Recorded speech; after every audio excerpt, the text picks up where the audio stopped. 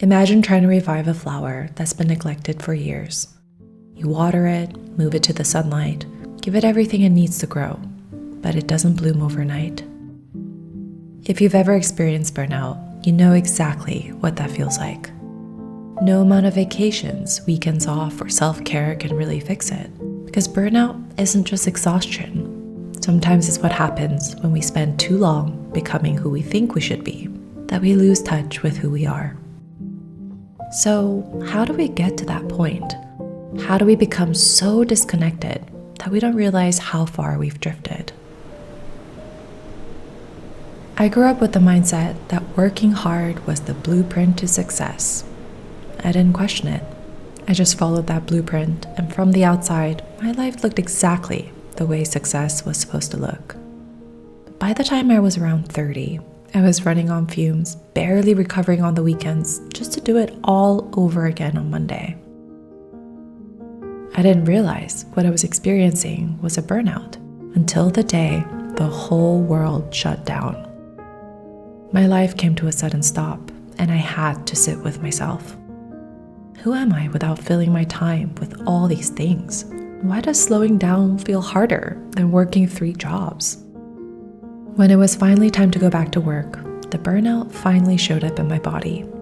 Everything felt heavier, everything ached. Even after 8 hours of sleep, I still felt tired. It was as if my body was trying to tell me something my mind hadn't caught up to yet. And that's how the flower begins to dry out. Not all at once, but slowly. Every time we ignore what matters to us, every time we choose who we think we should be, every time we trade authenticity for achievement, belonging, or approval, until one day we realize we spent all of our time checking boxes, but we haven't been truly living. There's a lot of conversation around burnout because I feel like we all feel the pressure to do more, to be more, and to achieve more. But I feel like there's another kind of burnout that people don't talk about often, and that's the burnout from living a life that doesn't feel like yours. I actually think that they're related, and if you're like me, then you probably experience both. Over the years, I learned that our minds will lie to us, but our bodies will always be honest.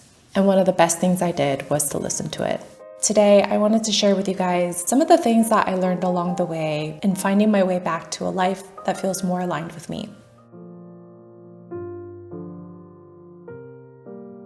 When I was 14, I really wanted this Abercrombie & Fitch sweater. So I actually got a job, and I remember my first paycheck buying the sweater and wearing it to school, just feeling amazing in it. Now looking back, I feel like that was when I learned if I work hard enough, I can get anything I want. And this mindset really did serve me well all throughout my teens and my 20s, even in my 30s, until it didn't.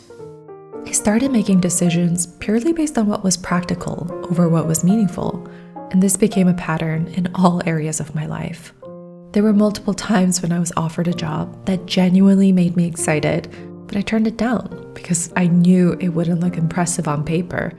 It was a series of these decisions that led me down a path that was not for me. Living a life that feels empty, it really doesn't happen overnight.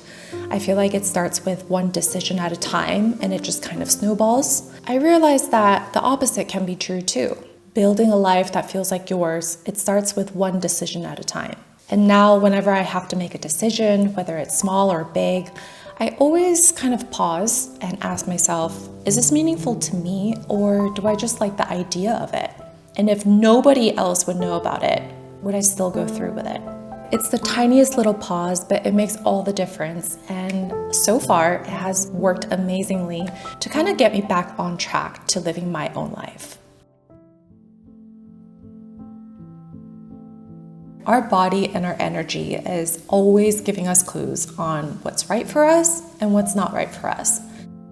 For years, I thought there was something wrong with me because I would need days to recover from a work or a social event. I thought maybe I'm super introverted. But I realize now it wasn't even being around other people that drained me. It was feeling like I had to wear a mask and perform for them. I know this because when I'm around my people, I can be around them for hours, and it leaves me actually feeling more energized.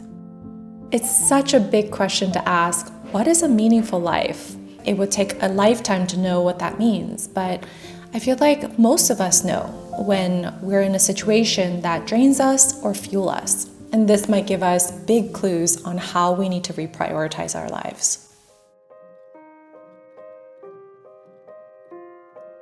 A couple of months ago, I was offered this amazing opportunity to create a TV series with a really cool network. I think in my 20s, I would have been over the moon excited and immediately have said yes. This time, I was still excited, but I decided to kind of sit with it. And the more that I thought about it, it just did not make sense to me and my life right now. First, I don't even own a TV. I don't watch TV, so it just doesn't make sense. And second, I felt like saying yes to this opportunity would take me away from creating my videos and also finishing my book. And of course, I'm so grateful that I'm in a position where I can even say no. But I do think all of us can benefit from saying no to the things that do not align with us. As a society, we celebrate promotions and job offers and getting accepted. So it can be really unnatural to even consider turning it down. But I think some opportunities come to test us to see what we really want. So if you're making a decision, ask yourself, does this bring me closer to the life that I want or further from it? I feel like it's so important to make the time to slow down in our lives. But sometimes life decides when that time is for us to slow down. And it might be in the form of grief or burnout or losing a job or end of a relationship. And when these things happen, I feel like we treat them as inconveniences. It's something to kind of quickly get through so that we can get back to our normal lives. But I feel like this is the time to slow down. Even these big life moments, my practical brain tries to quickly attach some kind of meaning to it.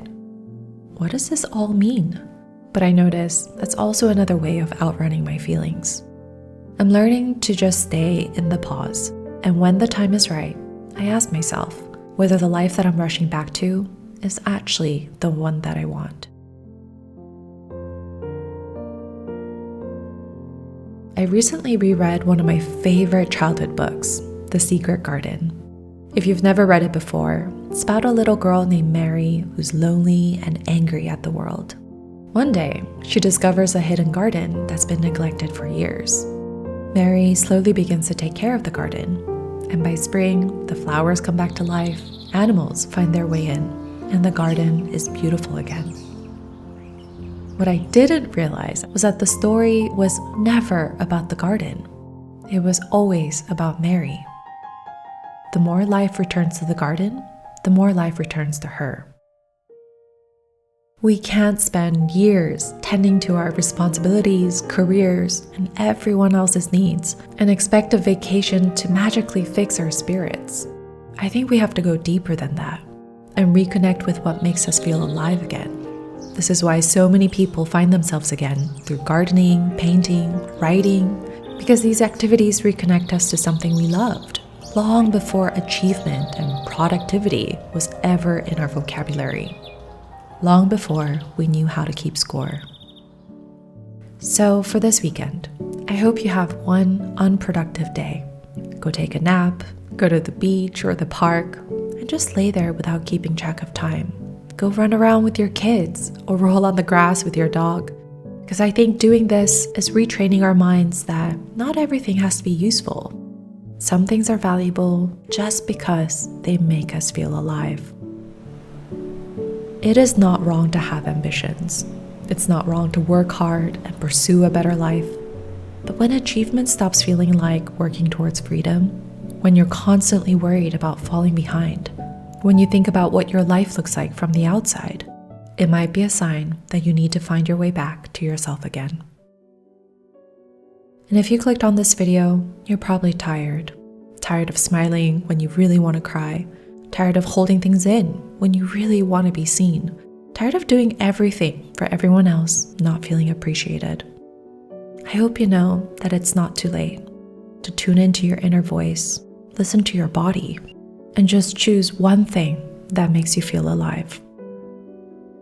The things we nurture grow.